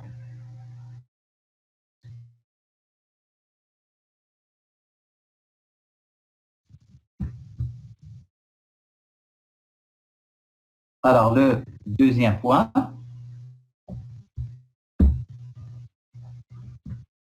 alors, grand 2, estimation par intervalle de confiance. Alors, qu'est-ce que ça veut dire estimation par intervalle de confiance? Ça veut dire qu'il faut donner deux bornes, une borne inférieure et une borne supérieure. Alors, comme d'habitude, nous, on cherche à estimer le paramètre θ, qui est une constante. Maintenant, on ne va pas donner une valeur t. Mais qu'est-ce qu'on va donner? On va donner ce qu'on vient de dire, un intervalle de confiance. Alors, c'est quoi cet intervalle? Ça va être T1 et 2. Il faut donner deux bornes. Bon. L'intervalle de confiance T1, T2.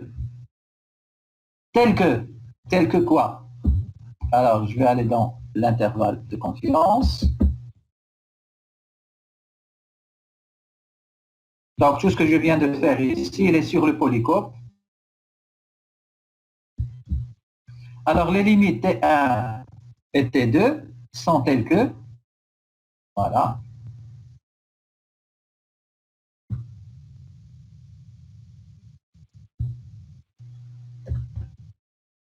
Alors, qu'est-ce que ça veut dire? Ça veut dire T1, T2 que je cherche, ça veut dire que le paramètre que je cherche, il est dans cet intervalle entre T1 et T2. Alors, c'est comme si quelqu'un me dit, quelle est la note moyenne de tous les étudiants? S3, toute la population. Je vais dire, non, je ne sais pas quelle est cette moyenne, mais j'ai pris un échantillon aléatoire de 20 étudiants et la moyenne peut être estimée à 14 avec une erreur de 2.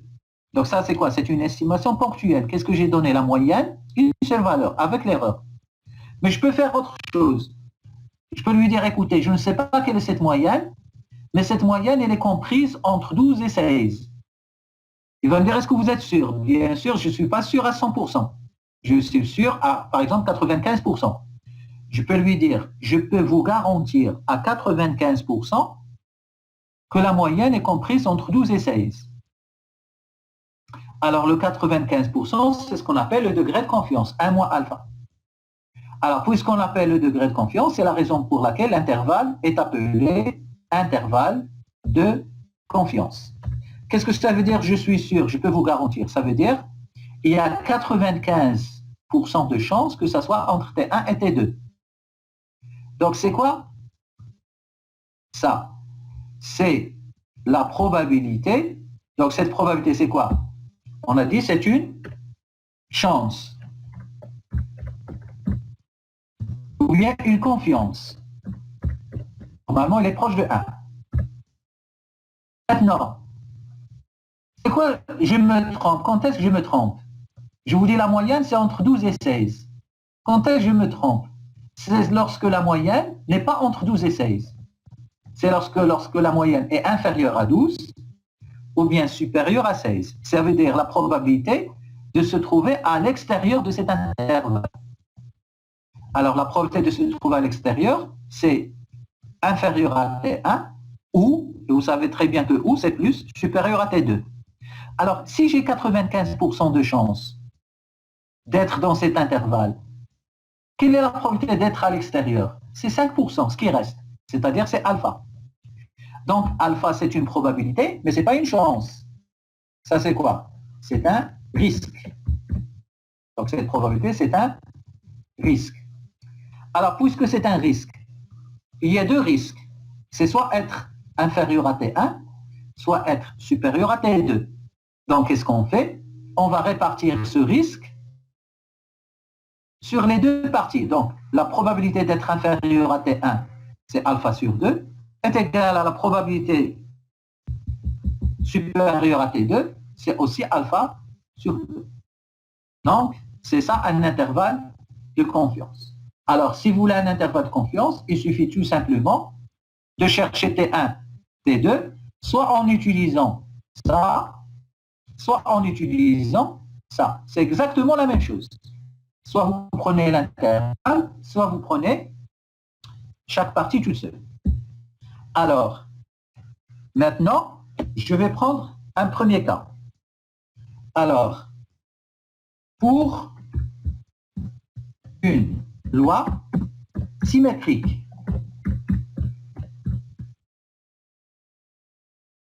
alors quelles sont les lois symétriques que vous connaissez? Alors, les lois symétriques, vous avez par exemple la loi normale. Vous vous rappelez, elle est symétrique. La loi de Student, elle est symétrique. La loi qui 2 n'est pas symétrique. La loi qui 2, elle est toujours positive. Alors, qu'est-ce que ça veut dire symétrique? Donc, qu'est-ce que ça veut dire symétrique? Alors, symétrique, ça veut dire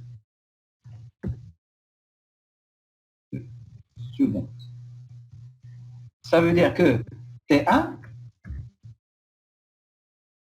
est égal à T moins quelque chose, moins une distance. Et T2 est égal à quoi? À T plus quelque chose. La même chose, plus T. C'est ça ce que ça veut dire symétrique. Alors, si je vous dis l'intervalle 12-16, 12-16, il est symétrique par rapport à 14. Alors, lorsque je vous dis 12-16, c'est quoi la moyenne? C'est quoi le centre? C'est 14. Donc, c'est quoi 12? C'est 14 moins 2. Et c'est quoi 16? C'est 14 plus 2. J'espère que vous avez compris, mais lorsque c'est symétrique, lorsqu'on est au centre. Alors, l'intervalle 0, par exemple, l'intervalle 10-20. C'est quoi la moyenne? C'est 15. Alors, au lieu d'écrire 10-20, je peux écrire 15 moins 5 et 15 plus 5.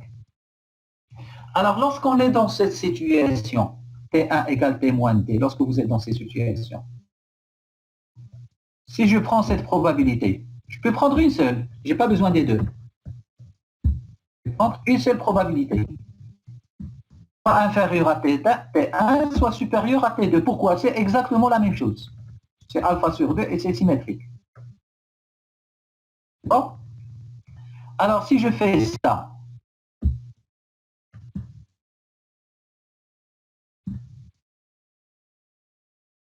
je vais remplacer T1 par quoi? Par T moins D. Et ça reste alpha sur 2. Donc, ça reste tout simplement alpha sur 2. Alors, où est la variable aléatoire ici? Si je vous dis la variable aléatoire, c'est θ ou bien T? La variable aléatoire, c'est T. Donc, je peux écrire la chose suivante. Regardez ici, je vais mettre θ. C'est bon? Ça va devenir quoi ici?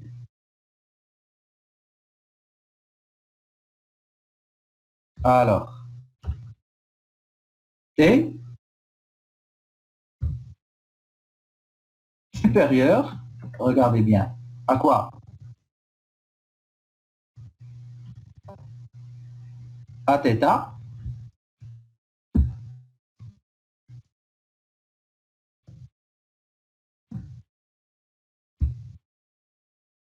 plus D. C'est clair. À θ plus D. Je n'ai rien fait, c'est juste, j'ai fait passer le D de l'autre côté, ça devient θ plus D. Alors, pour une loi normale ou bien une loi de Student, et ça je l'ai rappelé dans le cours de probabilité, qu'est-ce qu'on utilise? On utilise la table. Mais avant d'utiliser la table, qu'est-ce qu'il faut faire? Il faut centrer et réduire. Il faut centrer et réduire. Alors, c'est quoi centrer? C'est retrancher la moyenne. Et c'est quoi réduire? C'est diviser par l'écart type. Alors, moi, je sais que, à quoi est égal E de T? Égal à θ. J'espère que vous vous rappelez. Pourquoi est égal à θ? Parce qu'il est non biaisé. Je ne peux pas utiliser un estimateur qui est biaisé. C'est pas possible. Alors, et j'ai l'écart type de T.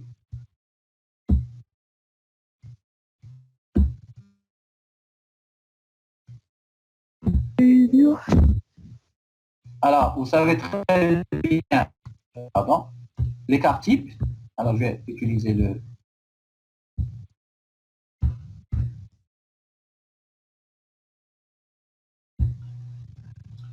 Alors,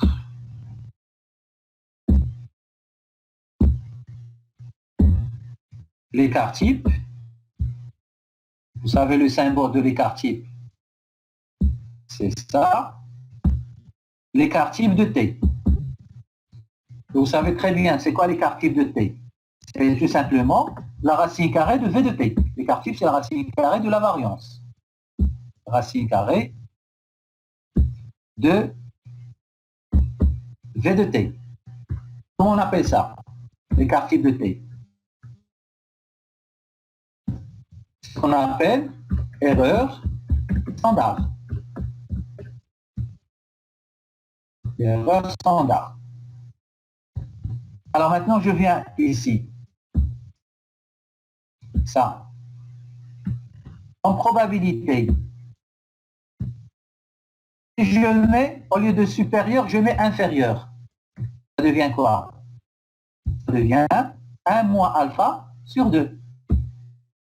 Vous savez ça en probabilité. Vous transformez le supérieur en inférieur, je mets 1 moins le reste. Donc 1 moins quoi? Alors 1 moins alpha sur 2.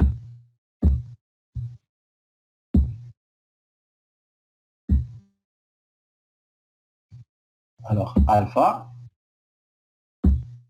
sur 2.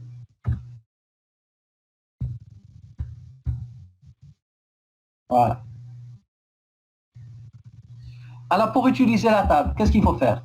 Il faut centrer et réduire. Alors pour centrer et réduire, ça devient quoi? La loi normale, ça devient Z. Inférieur à quoi? Centrer et réduire. C'est quoi centrer et réduire? C'est... Alors...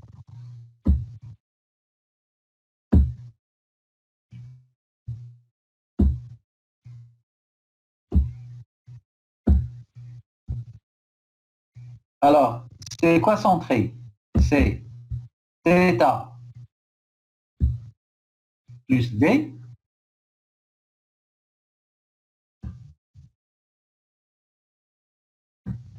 alors moins quoi? Moins l'espérance. Et c'est quoi l'espérance? C'est aussi θ. Alors divisé par quoi? Divisé par l'écart type de T. Il est là. Par l'écart type de T. Alors ça donne quoi normalement? Égal 1 moins alpha sur 2. Alors maintenant, je peux aller à la table. Alors quelle table? La table de la loi normale. Ou bien la table de la loi du student. Ça dépend. En fait, au début, je vous ai dit lorsque je suis dans le cadre de la loi normale ou du student. Si vous êtes dans la loi normale, vous allez dans la loi normale. Si vous êtes dans la loi de student, vous allez dans la loi de student. Alors, qu'est-ce que je vais trouver dans la loi de student? Alors, tout d'abord, ça. Il y a un θ qui va disparaître. θ moins θ, ça fait 0. Donc, il ne me reste que D. Voilà. Alors ça va me donner quoi? Lorsque je vais aller à la table, je vais trouver que... Qu'est-ce qu'il va me donner la table? Il va me donner la valeur de T sur l'écart type de T.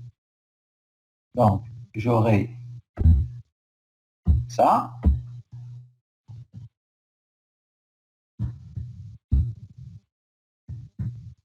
Qui est égal à quoi? À Z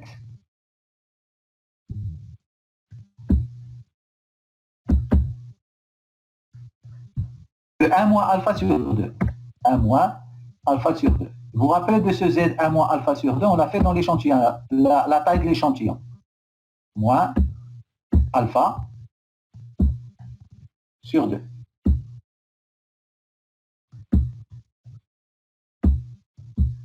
Donc voilà, j'ai trouvé, qu'est-ce que j'ai trouvé? j'ai trouvé le D. Donc finalement, je peux dire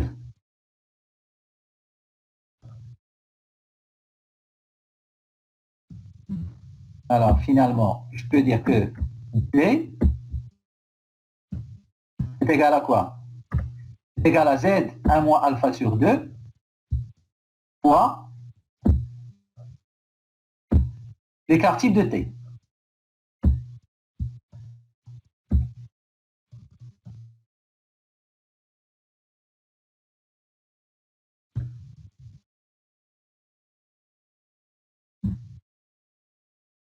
Donc voilà, j'ai fait la démonstration. Et j'ai trouvé la valeur de D. Alors, si j'ai trouvé la valeur de D, donc j'ai trouvé T1 et j'ai trouvé T2. Et voici. Qu'est-ce que j'ai dit? Voici, j'ai trouvé T1 et j'ai trouvé T2.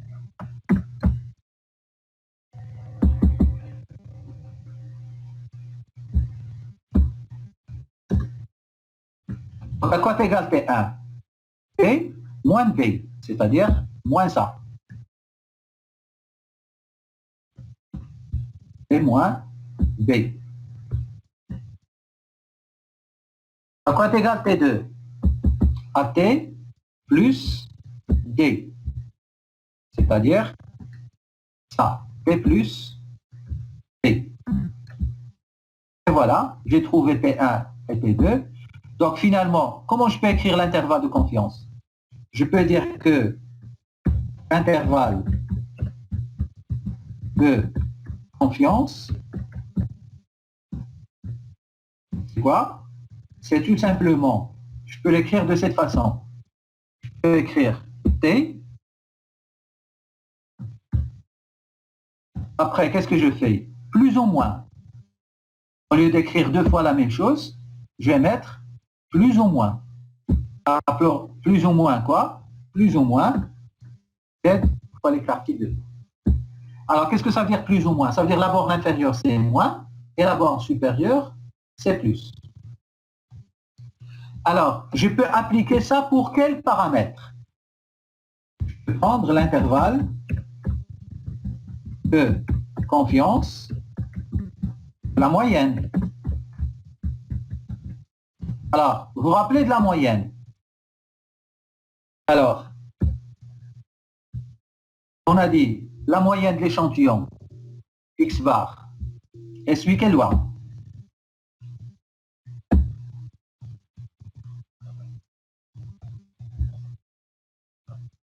Alors, je sais très bien que X bar,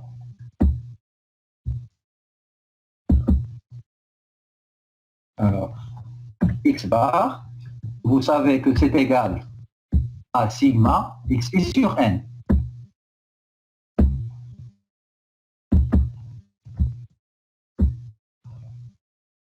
Sigma Xi sur N.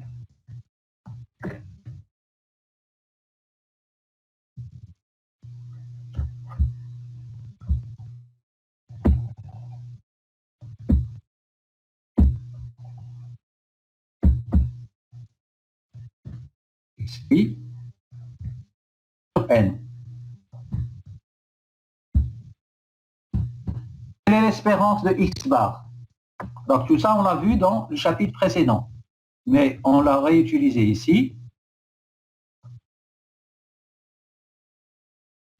Voici l'espérance de X bar.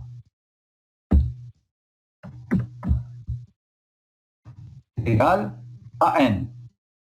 Qu'est-ce qu'on a trouvé aussi? Donc, quoi est égal V de X bar? Vous vous rappelez, c'est quoi V de X bar? Tout ça, il faut le retenir. C'est sigma carré sur N.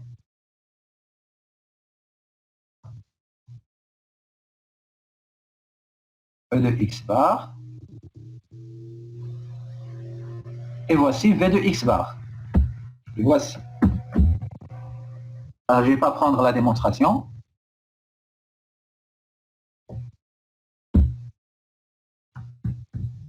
Alors, V de X bar, c'est sigma carré sur N. Je vais prendre que ça.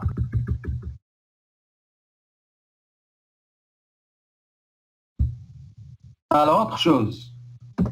Ça suit quelle loi? La loi X bar, elle suit quelle loi? J'espère que vous vous rappelez, ça suit quelle loi? X bar. Alors, si population de loi normale, on va mettre X bar et suit une loi normale.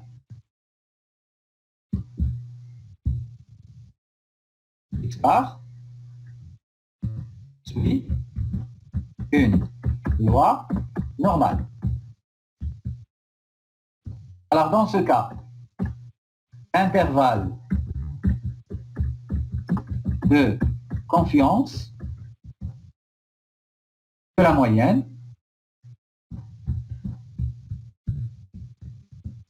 ça va être quoi? Je peux appliquer la formule que je viens de trouver. Pourquoi je peux appliquer la formule? Parce que c'est la loi normale. On a dit la loi normale, elle est symétrique. Donc je peux appliquer ma formule. Alors ma formule, la voici. Elle est là.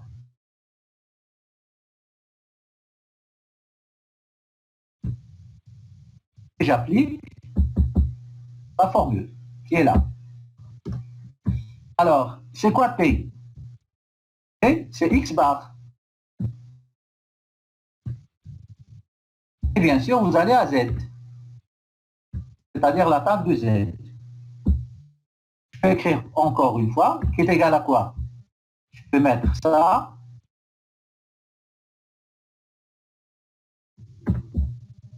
Donc, attention ici, je n'ai pas changé. C'est l'écart type de quoi ici?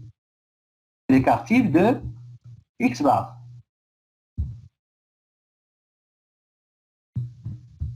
L'écart type de X bar.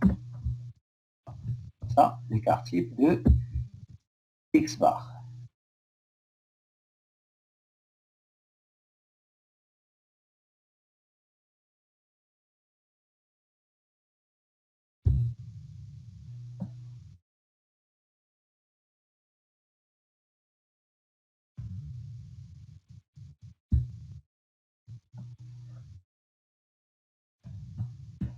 Voilà, l'écart type de X bar.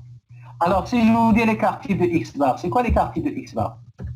C'est à la racine carrée de la variance, c'est-à-dire fois la racine carrée de la variance. C'est quoi la racine carrée de la variance? C'est, alors la racine carrée de la variance, c'est tout simplement sigma carré, sa racine carrée, c'est écart type, sigma. Et en bas, racine de n. Racine de n.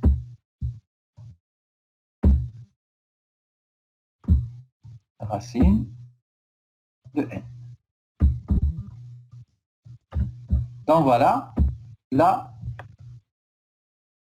l'intervalle de confiance.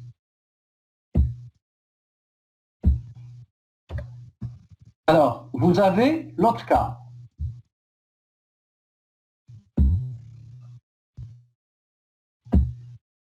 Alors, si la population est de loi inconnue, vous avez la deuxième situation, de loi inconnue. Alors, dans ce cas, qu'est-ce qu'on fait? Donc, il faut revenir à votre cours distribution d'échantillonnage. Alors, dans ce cas, qu'est-ce qu'on fait? Alors, vous avez deux cas ici. Si n inférieur ou égal à 30. Alors, dans ce cas, qu'est-ce qu'on va dire? On va dire X bar et suit quelle loi?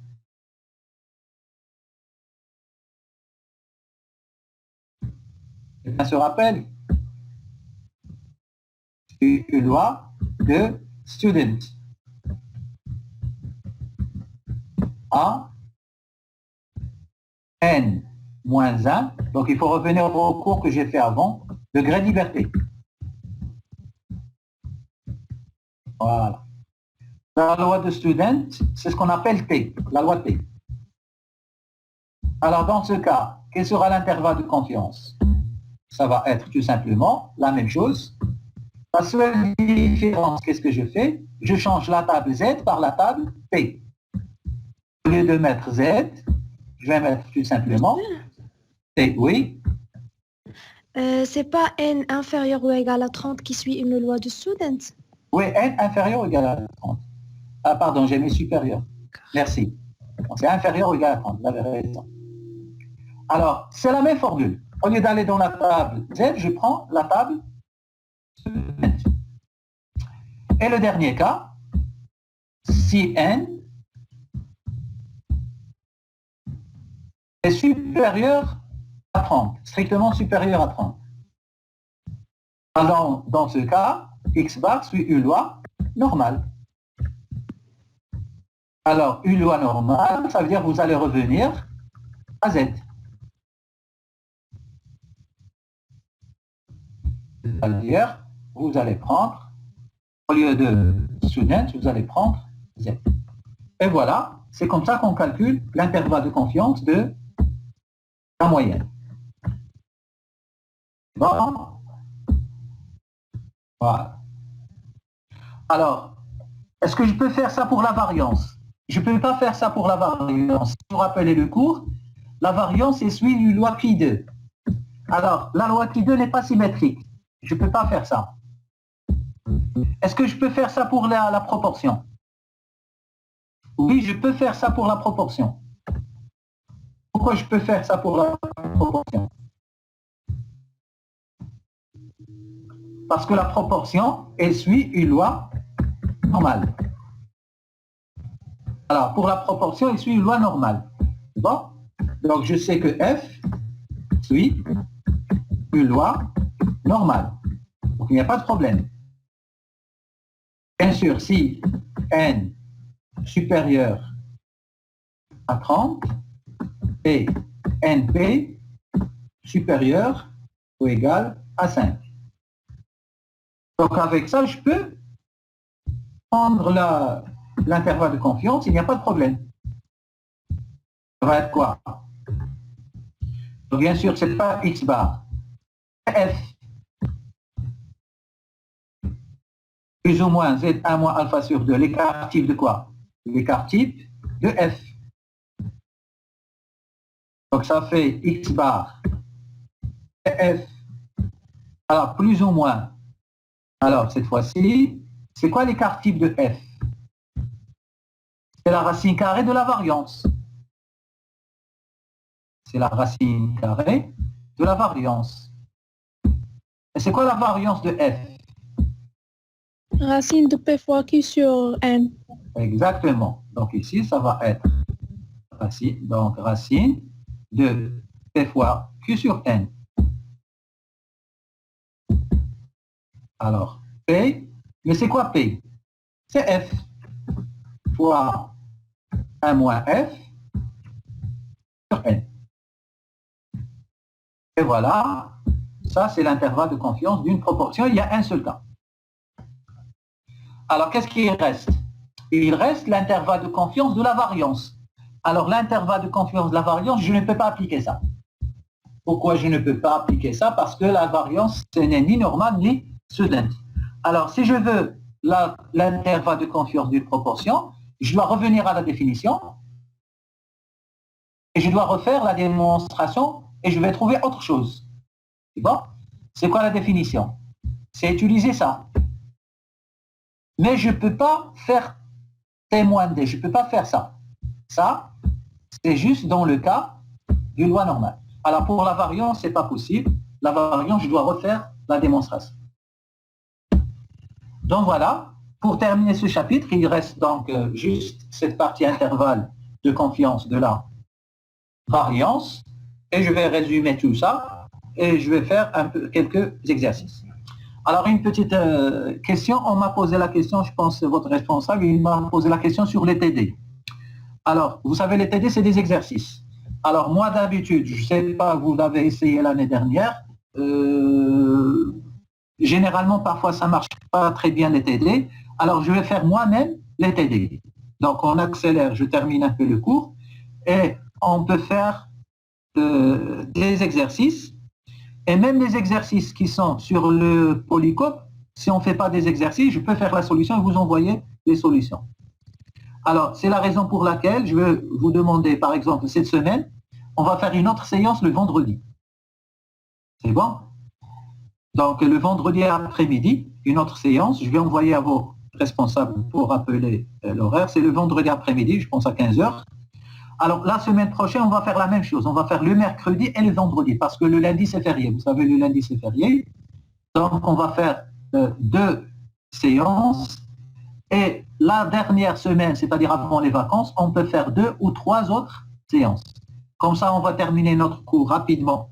Et on peut faire d'autres, on peut faire le maximum d'exercices. Donc, je vais rester avec vous jusqu'à la veille des examens. Je n'ai aucune idée sur la date des examens. Après les vacances, s'il y a encore, les examens ne sont pas programmés juste après les vacances, je peux vous reprendre aussi pour les exercices. Mais sachez que pour le cours, ce chapitre, il est presque fini. On va le finir dans une demi-heure, le vendredi.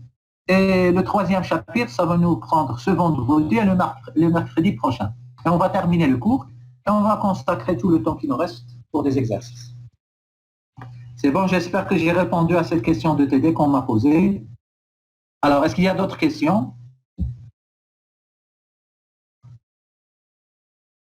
Pas de questions? Alors, s'il n'y a pas de questions, je vais arrêter donc la réunion et je vais, comme d'habitude, déposer ce fichier sur lequel j'ai travaillé aujourd'hui. Je vais le mettre sur Classroom, sur Teams. Merci, monsieur. Je vous en prie. Merci, monsieur. Au revoir. Donc, à vendredi, Inch'Allah. C'est bon?